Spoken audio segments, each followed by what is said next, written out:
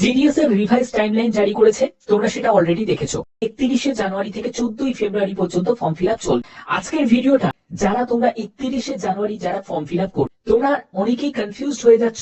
GDS এর তো revise timeline যেরকম জারি করেছে, তো সেক্ষেত্রে নতুন ভ্যাকেন্সি মানে যে ভ্যাকেন্সিটা আছে 28,740, এই ভ্যাকেন্সি কি ইনক্রিজ হতে পারে? এটা নিয়ে একটা প্রশ্ন। দ্বিতীয় যে প্রশ্নটি সেটি হলো, যদি আমি বাইরের স্টেটে অ্যাপ্লাই করি, তাহলে সেই বাইরের স্টেটে অ্যাপ্লাই করলে সেখানে কি কোনো সমস্যা হবে? যারা ওয়েস্ট বেঙ্গলে ক্যান্ডিডেট তারা আসামে অ্যাপ্লাই করতে চাইছে, আবার আসামে যারা ক্যান্ডিডেট তারা ওয়েস্ট বেঙ্গলে অ্যাপ্লাই করতে চাইছে। তো চলো আজকের ভিডিওটা সম্পূর্ণ ব্যাপারটা ক্লিয়ার করব। তো প্রথমে তোমাদের এই নোটিশটা তোমাদের অলরেডি দেখিয়ে দিয়েছি। তোমরা জানো যে অনেক নোটিশ আছে যেগুলো ইন্টারনাল সোর্স থেকে পাওয়া যায়। এবার সেগুলো কিন্তু সম্পূর্ণ ডিপার্টমেন্টের মাধ্যমে কিন্তু এই নোটিশগুলো পাওয়া যায়, কিন্তু এই নোটিশগুলো একদম জেনুইন নোটিশ। এর জন্যই দিচ্ছি কারণ আমি ভালো করে যাচাই করে তারপরেই কিন্তু তোমাদের সেই ভিডিওটা তোমাদের দিচ্ছি যে 31শে জানুয়ারি থেকে তোমরা দেখতেই পাচ্ছ যে রিভাইজ টাইমলাইনে 31শে জানুয়ারি থেকে 14ই ফেব্রুয়ারি পর্যন্ত তোমাদের ফর্ম ফিল আপ চলবে, রেজিস্ট্রেশন হবে।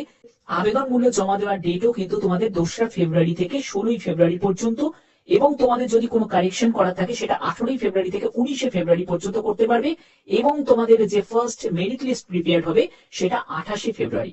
তো এবার আমরা মেন পয়েন্টে চলে যাচ্ছি, সেটা হলো ভ্যাকেন্সি রিগার্ডিং। দেখো তোমাদের ভ্যাকেন্সি 28,740, যে ভ্যাকেন্সিটা তোমাদের দেওয়া হয়েছে না, এই ভ্যাকেন্সি গুলোই কিন্তু তোমাদের থাকবে। কেন কি, তোমরা যদি ওয়েস্ট বেঙ্গলের ভ্যাকেন্সি দেখো, তোমাদের যে ভ্যাকেন্সি টেন্টেটিভ ভ্যাকেন্সি 31/12/2025 হিসাবে তোমাদের এখন বর্তমানে যে ভ্যাকেন্সিটা রয়েছে সেটা হলো 3,793। এবার 3,793, কিন্তু ভ্যাকেন্সি কি 3,793 বেরোবে? তা কিন্তু বেরোবে না। সেরকম যদি দেখা হয়, এই যে ওভারঅল যে টোটাল যে ভ্যাকেন্সি এটা কিন্তু প্রায় 40,000-এর কাছাকাছি আছে, কিন্তু ভ্যাকেন্সি কত বেরোচ্ছে? 28,740। মানে যা ভ্যাকেন্সি তোমাদের ছিল, টোটাল ভ্যাকেন্সি ছিল, তার মধ্যে অ্যাপ্রুভড হয়েছে এটা, জানুয়ারি মাসের জন্য অ্যাপ্রুভড হয়েছে এটা। হয়তো পরবর্তী যখন আবার জুলাই মাসে তোমাদের নোটিফিকেশন জারি হবে, জুলাই মাসে নোটিফিকেশন জারি হবে, সেখানে হয়তো আরো তোমাদের ভ্যাকেন্সি আসবে। তার জন্য এটা নিশ্চিন্তে থাকো। সুযোগ যেহেতু বছরে দুবার করে তোমাদের দেওয়া হয়, জানুয়ারি মাসে জুলাই মাসে পরপর দুবার নোটিফিকেশন জারি হয়, তো সেক্ষেত্রে আবার তোমাদের সুযোগ আসবে, আবার তোমরা ফর্ম ফিল আপ করতে পারবে। এবার এখানে ভ্যাকেন্সি বাড়া নিয়ে মেন ব্যাপার দেখো, 31/12/2025 এই ডেটা অনুযায়ী তোমাদের যত ভ্যাকেন্সি রয়েছে, ডিপার্টমেন্টে যত ভ্যাকেন্সি রয়েছে, ঠিক আছে, ডিভিশনে, তো সেই ভ্যাকেন্সি গুলোকে জড়ো করে এই ভ্যাকেন্সি অ্যাপ্রুভড হয়েছে। তো এই ভ্যাকেন্সি তোমাদের থাকবে, এবং এই ভ্যাকেন্সির বেশি তোমাদের হবে না, এই ভ্যাকেন্সির কমও তোমাদের হবে না। যা তোমাদের ভ্যাকেন্সি বলা হয়েছে 28,740, এটাই তোমাদের থাকবে। যেহেতু বছরে তোমাদের দুবার করে নোটিফিকেশন জারি করবে, তাহলে সেক্ষেত্রে এই ভ্যাকেন্সি তোমাদের থাকবে। নর্থ ইস্টের এবং ওয়েস্ট বেঙ্গলের যা ভ্যাকেন্সি এখানে ডেটা দেওয়া আছে সেটাই তোমাদের থাকবে।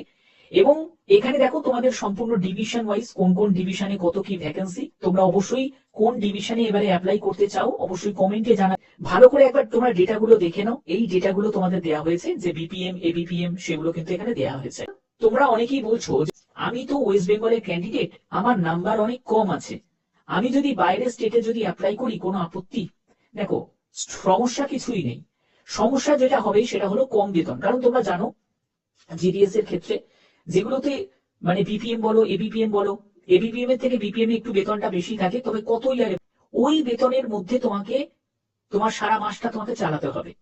তারপরে অ্যাকোমোডেশনের একটা ব্যাপার থাকে, এগুলো নিয়েও অনেক সময়ের সমস্যা হয়। তো সেক্ষেত্রে যদি তোমরা মনে করো যে আমি বাইরের স্টেটে অ্যাপ্লাই করব, তাহলে তুমি করতে পারো। কিন্তু দেখো কন্ডিশন একটাই, তুমি যে কোনো জায়গায় কিন্তু অ্যাপ্লাই করতে পারবে না। যেমন তুমি ধরো ওয়েস্ট বেঙ্গলের ক্যান্ডিডেট, তুমি আসামে অ্যাপ্লাই করছো, আসামের এই কাঁচা ডিভিশনেই তোমাকে অ্যাপ্লাই করতে হবে। কেন? তার কারণ হচ্ছে ল্যাঙ্গুয়েজ।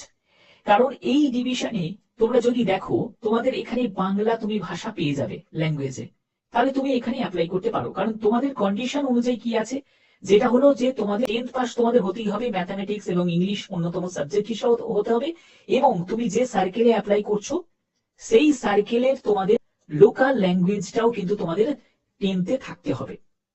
ঠিক আছে, তাহলে সেক্ষেত্রে সেই ব্যাপারটা বুঝেই তোমাদের কিন্তু অ্যাপ্লাই করতে হবে। এবার যদি তুমি নিজের স্টেট থেকে বেরোতে না চাও, তাহলে আমি এইটুখানি তোমাদের সাজেস্ট করতে পারি, সেটা হলো নর্থ বেঙ্গল সাইড গুলোতে অ্যাপ্লাই করতে পারে। সেটা হতে পারে কোচবিহার, হতে পারে মালদা, হতে পারে, ঠিক আছে, এইসব সাইট গুলো যেগুলো আছে, দার্জিলিং হতে পারে, জলপাইগুড়ি হতে পারে, এইসব জায়গায় কিন্তু তোমরা যদি চাও অ্যাপ্লাই করতে পারো। কিছুটা তোমাদের কাট অফ ডাউন থাকে।